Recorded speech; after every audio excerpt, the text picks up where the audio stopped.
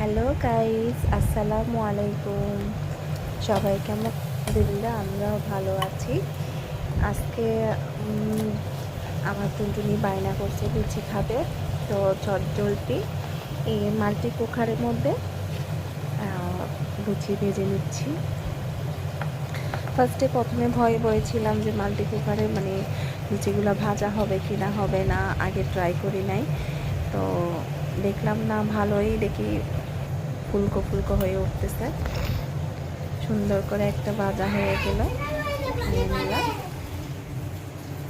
পরে নিয়ে আমি আরেকটা উঠাইয়ে একসাথে অনেকগুলো রুটি বেলে রাখছিলাম লুচি।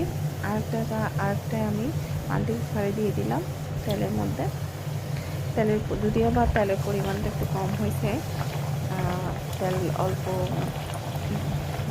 দেওয়া হয়েছে। মাল্টি কুকারটা ছিল একদম গর্ত টাইপের, একদম এখানে না মিনিমাম 1 লিটার তেল মানে এখানে ধারণ করবে।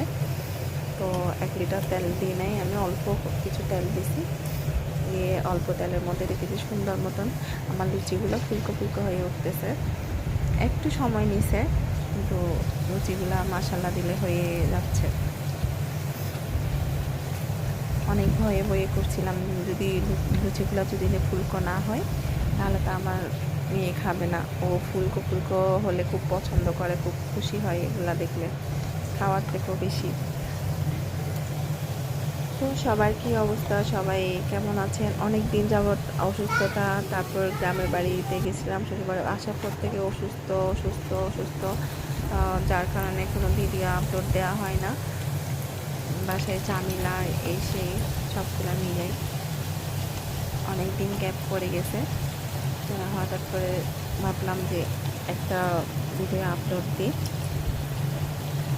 তো এখন তো সবারই গ্যাসের সমস্যা, গ্যাসের দাম এত বেশি যে 2000 টাকার নিচে গ্যাসই হয় না।